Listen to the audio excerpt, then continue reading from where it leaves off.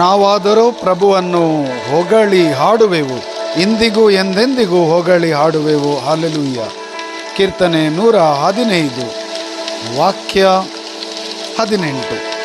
ಪ್ರಭುವನ್ನು ಹಾಡಿ ಹೊಗಳೋಣ, ಸ್ತುತಿಸೋಣ, ನಮಿಸೋಣ, ಘನಮಾನ ಮಹಿಮೆ ಸಲ್ಲಿಸೋಣ, ಆರಾಧಿಸೋಣ.